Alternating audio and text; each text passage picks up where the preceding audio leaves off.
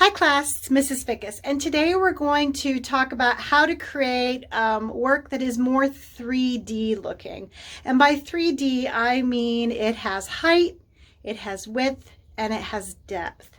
Now, the hardest part for an artist is creating the third one, which is depth, which makes something look like it's thick or it's going back into space. And that's because we're using a flat surface, like my painting right here. It's flat, and I'm having to create the illusion of 3D. And how we do that is with a few key things. We're going to talk about basically 4 or 5 of them, ways that you can automatically take your work to another level. Okay, on my whiteboard here, I've got a few main points. Number 1 is size changes. Things that are closer to us appear larger, and as things go back into space, they appear to get smaller, even though they really don't. We also have detail. I put detail and size changes right there together. Sometimes you'll see them separate. Things have more detail the closer they are to us because we can see them better. Then we have overlapping. When objects overlap, we assume that the one that's been kind of cut off is behind the other one. Placement, that has to do with on your paper. Things that are closer to us tend to be lower on the paper or canvas, and they tend to kind of stack up and get higher and higher up on the paper as they move further and further back in depth. Then we have value. Color changes happen whenever we are looking at the world, and things that are far away tend to change in value. That means light or darkness. And they also actually tend to change in color. So as things get further and further away from us, they tend to look a little bit bluer and grayer than they do when they're close up. And that's because we're looking through layers and layers and layers of atmosphere. We're looking through everything that's in the sky, and it's farther away. We can't see it as clearly. So let's look on a piece of paper what this looks like. A small drawing that is kind of a sketch or a study where you're figuring out your composition is typically called a thumbnail drawing. These drawings are very simple, they're basic, and they're not very big. They tend to be only about this size. Typically, artists will make them about 4 inches by 6 inches. Think of an index card that you make flashcards out of to study. So I'm going to start over here. And I'm going to create, I'm not using a ruler. You don't have to. Thumbnails don't have to be that way. I think I need to tape my paper down. Keeps wanting to kind of move. I'm just using blue painter's tape, or you can use tan masking tape, whatever you have the most of. I tend to not use clear Scotch tape because it will kind of peel up paper a bit. This stuff is made to be removed.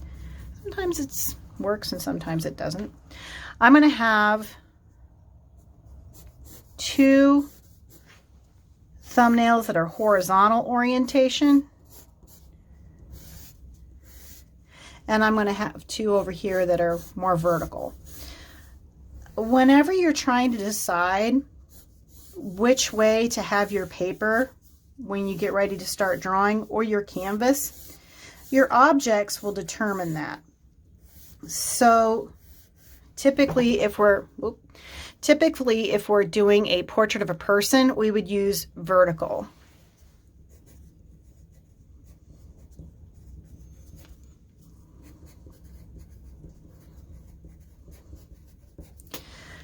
Typically we would use vertical because typically from your shoulders up, like a school portrait, school picture, you are going to be taller from your shoulders to the top of your head than your head is wide.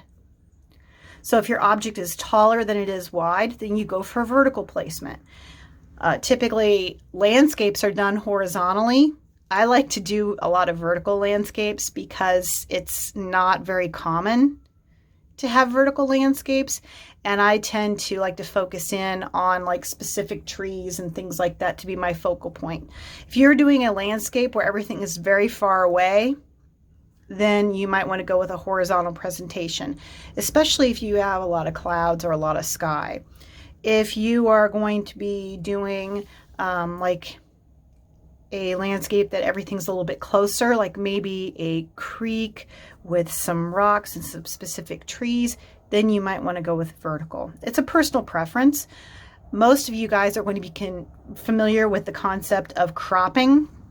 So take your photographs that you're looking at and try cropping them several different ways. Many artists will use that function to create their thumbnails and then create little drawing thumbnails based on the crops that they've done, the cropping that they've done on the original image. And they actually will sometimes take more than one image and pile them together and build a composition out of several images. We've got size and detail. Over here we have overlap, placement, and value. And we talked about color there.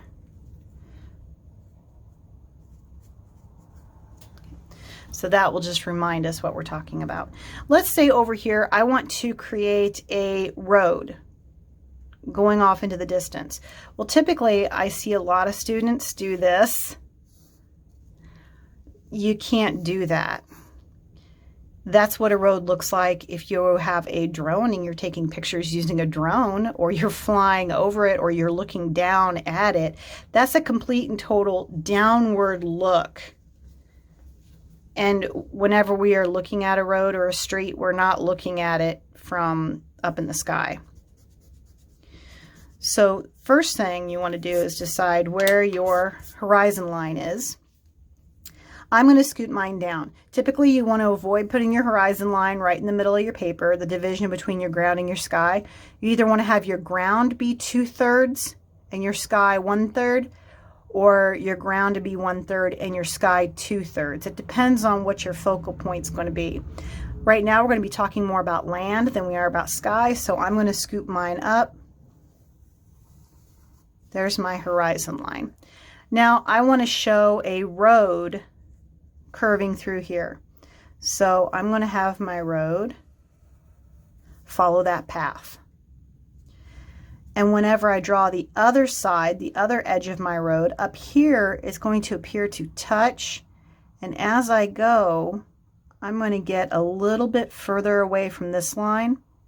I'm going to try and match this curve in the right spot.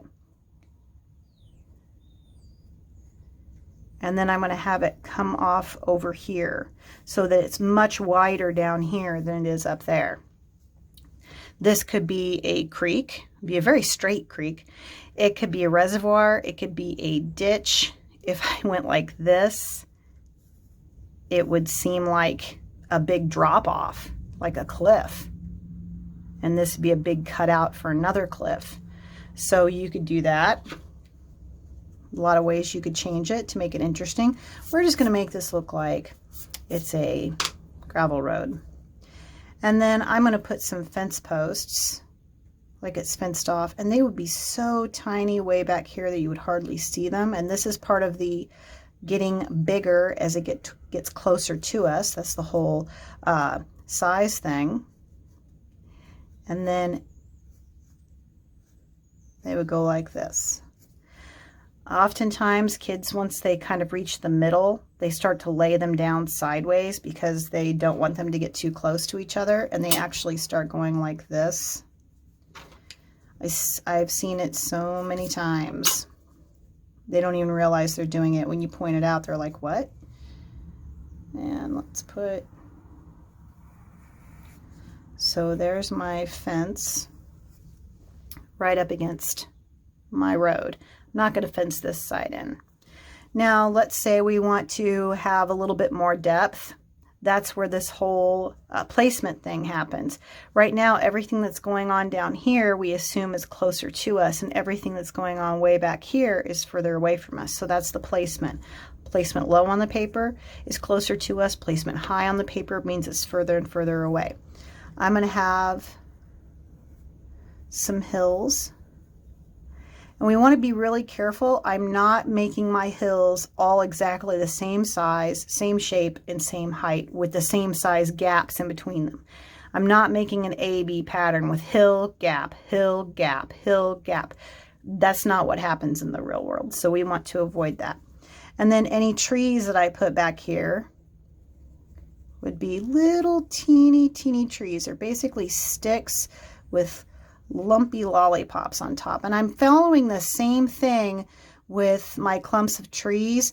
I'm trying to make them of different heights and different shapes. We don't want them all to be the same height and shape.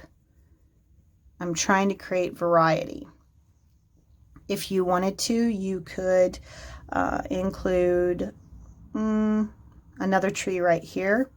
And if you have a tree here, one of the things I see students do all the time is they try and make the top of the tree fit into the edge of the paper. They see the edge of the paper and they're like, oh, I'm running out of space. I have to stop my tree. No. When you look straight ahead at a tree and you can see the trunk and maybe some of the lower branches, you still know that even though you're looking straight ahead, the rest of the tree is up there. You know it's there. It's just out of your field of vision. So we're going to do the same thing for this tree.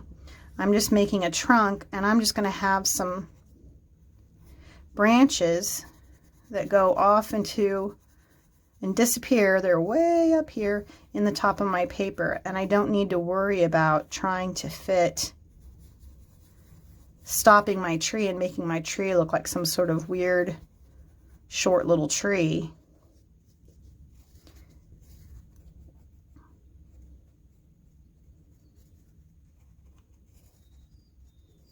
And there's my tree. So automatically I have a size change. Here's a size change here. Trees back here, they're smaller. I have placement. This one is lower than these trees, so it appears to be bigger and closer to us. And then for value and color, that's whenever we would be adding color. So these hills back here would be a bluish gray compared to the grass or ground right here. Let's say over here, let's apply the same idea to clouds. Let's make this more of a skyscape. So I'm going to scoot my horizon line, my ground line, to the bottom third. And just for variety, I want to have at least 3 layers of depth. This is my foreground, this is my midground, this is my background. I have kids all the time who try and tell me that the sky is their background. It's not a ground. It's sky. That's why we say background, midground, foreground. It all says ground. So your sky cannot be your background. I'm going to include a little bit of hills right there. Now, whenever we do clouds, we want to avoid that. We don't want to do that. We're all too old for that. We also do not want to put a sun ever in the corner of your paper. Preschool, yes. Once you get to kindergarten, somebody needs to break you of that habit. Do you ever go outside and if the sun is in the sky, is it ever in the corner of anything? No, it's not. Typically, you're looking straight ahead at this ground and these hills. You're only going to see the sun if it happens to be within this space. And that would be if it's coming down or going up. Not if it's just sitting there and it's like 1 o'clock and it's above your head. You can't look forward and up at the same time. So we're not even going to include that. Now, whenever we draw clouds, we want to make sure that we create a variety with our clouds. We're going to have lots of different types going on. I'm going to have some way back here. And they do get smaller as they get further back because they're farther away. Let's put something right here. So let me darken this in. Usually I don't like to do that, but just for the sake of you being able to see.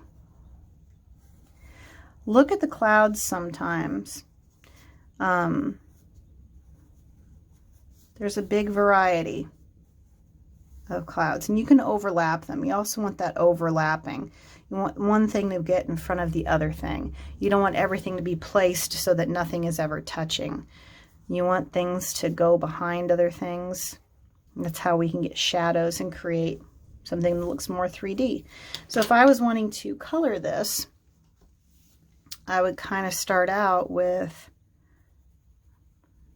my sky. If I was painting this with acrylic or oil or something like that, I would actually probably paint this whole thing before my clouds are there, blue, whatever blue I intended to use, all the way down to my horizon line, and maybe even just a little bit past it. Then I would paint my ground on, and then I would paint my hills. And you always put the clouds on top whenever you're using paint. The clouds are painted on top of your dry background.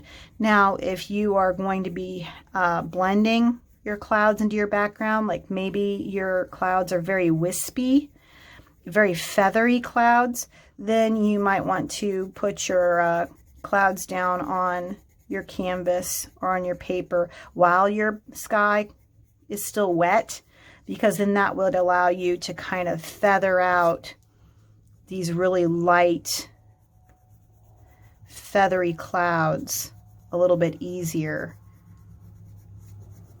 if your background was still wet. So now you can kind of see the clouds. Now, if we were over here looking at a vertical placement, let's say this time let's do kind of a winding little creek in a little piece of woods. So first of all, what I would do is I would tell myself, okay, my woods are going to end way back here. There's going to be some sky, but I might not be able to see very much of it because I'm in the woods where there's a lot of trees, there's a lot going on, and I can just see little patches of sky. So what I would first do if I was painting this is I would paint this, whatever blue I want my sky to be, and don't just use it straight out of the tube. Put a little bit of white with it, put a little bit of gray with it, try and change it a little bit, even a little bit of purple in your blue. Looks very lovely. And then I would paint this later once I got everything blocked in. So let's say I want my little creek to kind of meander through right here. And this is when I would have it change in thickness like that. Typically these are called S-curves. S-curves are good things to include in your compositions. And then I would start including my trees. And typically whenever I start a painting, these trees are just sticks. They're just sticks going in the general direction that I need them to go. And then each row that goes back, I kind of make the trunks gray, and they get grayer and grayer as they go back. They might be a very dark brown, almost black in the foreground, but in the background they're like basically, as they go back, they're just a lighter and lighter and lighter until these in the very back are the like very, very light gray. Okay, I'm back. My daughter had a question for me. So I would make these trees get grayer as they go back into the distance. And I did a little colored pencil tutorial with some trees that kind of demonstrated that. Then what you can do is you can include some little rocks. When you do that, be really careful about making sure that your rocks are different sizes, different shapes. You don't want it to be rock, rock, rock, like a path that's been laid down by a landscaper. You really don't want that. And as they get closer to us, the rocks will be bigger in size. We'll be able to see a little bit more. And then you could have maybe some grasses that are really close to us. And then you can go through and put some branches. Don't go too crazy in the very beginning with too many branches. Just include some big ones that are going to have some direction. You will go through and paint those in the little gaps that you have in your sky much later. And how much greenery you see, how much foliage from your trees, will just depend on how much foliage is on these trees down low. Some trees are very, very tall without hardly any leaves that you can see because the leaves really don't put on until they get way up there. And then you can decide whether you want spring or fall. Okay, so we've talked about a road, a little creek. We've got some clouds going on over here. Let's kind of talk about buildings, and we'll put some buildings in this. So right here, since I'm going to have some buildings, it's going to be very little sky. And I'm going to try and put some different levels of ground. And right here, let's put a little shed, and it's going to go off our paper. That is fine. It is okay for objects to go off your paper. Don't be afraid of that. Typically though, the rule is if it goes off your paper on this side, then something over here has to go off your paper on the other side. Not in the same place, but something somewhere. Let's say that this is a little shed right here. And let's say way back here in the distance, we have a barn. And I don't want them to be facing the same way. I'm going to make this one face the opposite direction. I'm also trying not to line them up right next to each other.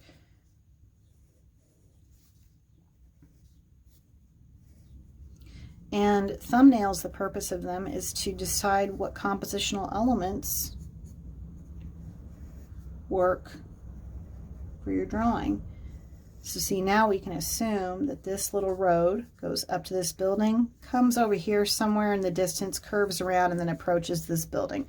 It's cropped, so we don't see all of that. Now let's look at how we would handle if we did have the sun in our background. Let's say right here we've got some rows of trees. There's some woods way back here, and I'm just going to kind of scribble their forms in. I'm trying to make sure that they're not all the same height. I'm going to have some that are going to come up pretty high. It might be bigger trees. You always want to have some gaps. Okay, so there's a tree line way back there. Let's say that we're going to make this look like it's sunset. You can put your sun in the middle, but it wouldn't hurt anything to scoot it over. So let's just have it look like the sun is going down and is right behind those trees. That would cause shadows to be cast on this side, and the shadows would be very long. Make sure that whenever you are doing any of these examples, you know where your sun is at, even if it's way up here in the sky, so that you can tell which direction your shadows need to go.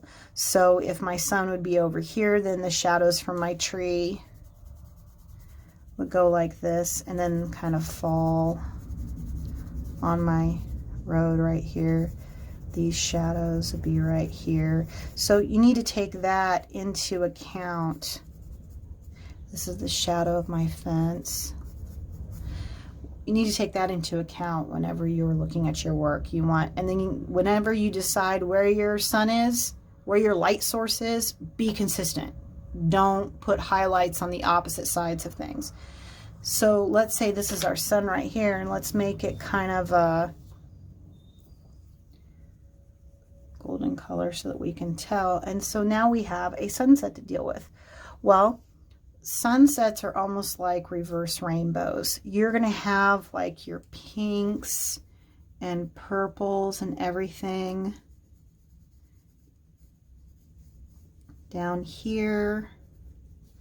You might have some blue still up here, and then you're going to have like some yellows and golds.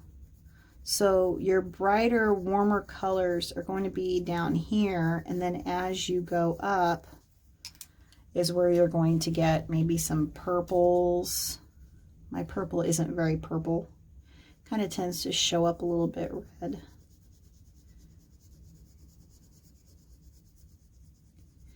And then your blues And they might be a darker blue. And then you would have your sunrise or sunset, just depending on which time of day you want it to be. So there's some little rules about composition that will help your artwork look more finished, more grown up, and good luck. Try some of these out in some little thumbnail sketches. Look up some pictures online. Take some pictures of your own. Taking pictures is a very good thing. That way you have kind of a catalog of your own images to choose from. You see a tree you like, take a picture of it. It doesn't matter whether or not you like the background that goes with it. Take a picture of it. Some cool rocks, a stream, an animal, anything that piques your interest, take a picture of it and keep it. That way you have this visual catalog of things that you like that you can actually puzzle piece together in a composition of your own. Have fun.